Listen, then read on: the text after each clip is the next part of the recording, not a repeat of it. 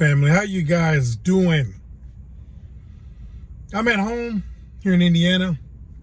That's where I live. It's 81 degrees today. Well, that's the high.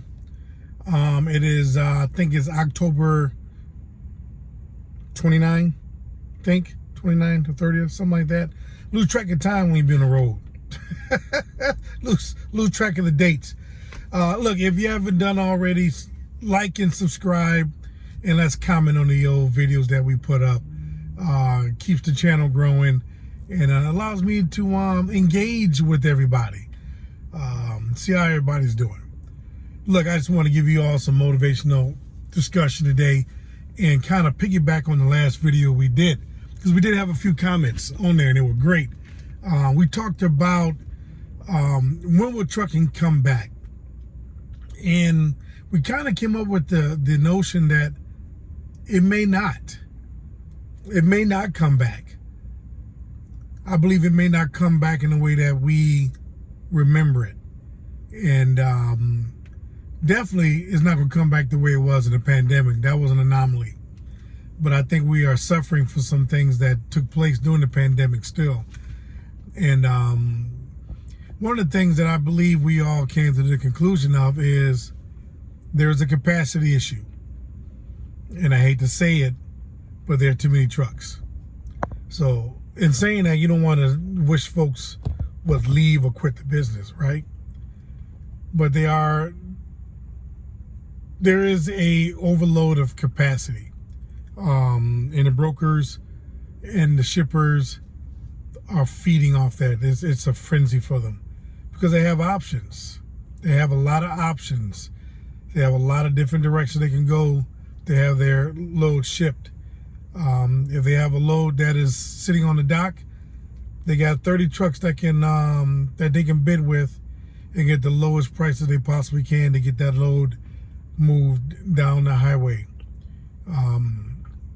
So that's one thing. And again, not wishing folks would leave the business.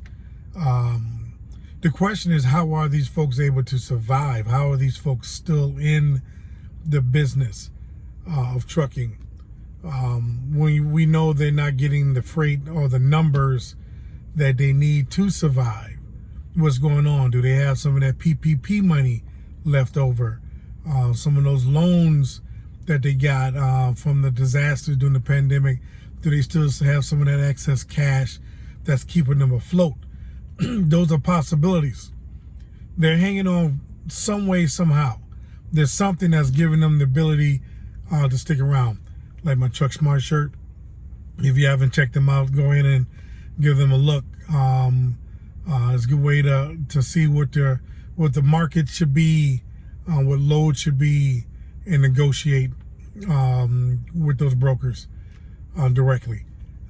Also, some of the numbers that we talked about, 225 would be a number maybe that will keep folks moving forward. It could be a number that would allow folks to be able to survive, to be able to maintain their trucks, to be able to put fuel, to be able to pay themselves, and be able to be profitable a little bit. $2.25 a mile could be that number that would do well. Right now, the average is about $1.50, $1.47 a mile. That's just a little bit more than what a company driver makes. And that's insane. That's absurd. It's disrespectful, in my opinion. The fact that one can say, hey, I want you to pull this load for me for $1.50. When I got a truck payment that's $1,500 to $2,000, sometimes $2,500 a month, plus an extremely high insurance note and fuel. You want me to move your freight for $1.50 a mile? That's insanity. I think, you know, and this is a pipe dream, but I think there should be caps on limits, not limits, but caps on numbers that it can't go beyond this threshold or below this threshold. I think that's where the government can get involved and say, hey, no freight should be able to be moved on this highway less than $2 a mile, $2.25 a mile. That would help the trucking industry. But is there some type of lobbying that's going on? And trust me, the big carriers have lobbyists. They have lobbyists that are working in DC to help them. They're not worried about the independent owner operators. They're worried about them, the mega carriers. And trust me, when I say this, they have their lobbyists in DC lobbying for them. So if there's anything going on, it is let's squeeze out the little man, the 1, the 2, the 3 truck, the 5 truck owners, the independent operators. Let's squeeze them out of the industry, and let's capitalize and lock down this industry, this market of trucking. Let's get rid of the little guys. I believe something like that is happening because AI brokers, most of the time you're not negotiating with a human. You're negotiating with some type of bot, some type of artificial intelligence that is not allowing you to fairly negotiate on freight.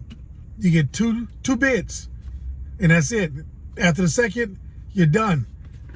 You can't bid on that load no more, and that's what's happening in the industry with artificial intelligence. So I just went off on a whole nother tangent. I just ranted on that one. But yeah, those are some of the stuff we talked about. And look, comment and subscribe to this channel. Comment and subscribe to this video. Let's get some comment on this video because this discussion can go on and on. It's scary what's going on out there. But let me encourage the ones that are out there daily as owner operators. Don't give up. Keep pushing. Don't give in. I tapped out. I did. I got frustrated. I got tired. I got tired of just running my truck out there for free, in my opinion. And I just found other things that I could do. I just couldn't do it no more. Things were just I was moving backwards as opposed to moving forward. There's others who have the ability to do it and keep themselves afloat. I wasn't in that position, nor did I have the patience to do it anymore. The frustration was really kicking in, and it was taking a toll on me. We're getting real angry, real angry. I found myself getting real short with brokers. I found myself getting real short with agents because it was hard for me to allow someone to tell me what they were going to pay me, as opposed to me being able to set my own price. And that's how trucking is. You don't set your price; they set your price, and I couldn't continue to do that no more. I'd rather be a company driver than do that.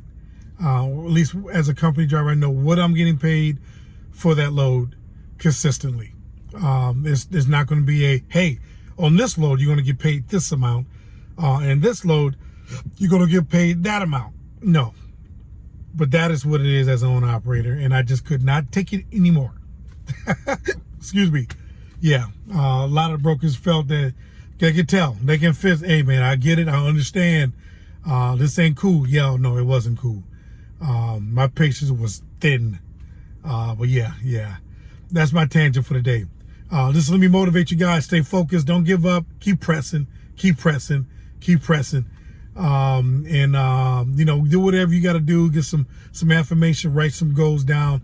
Give you some targets that you can shoot for that'll keep you focused on what your plans is for you, your family, whoever you're working for. And let's do that, guys.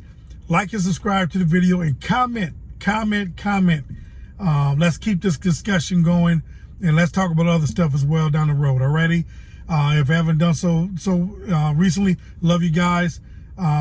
Keep going down the road and keep doing what you're doing so you can see what it does. And we will see you on the next video.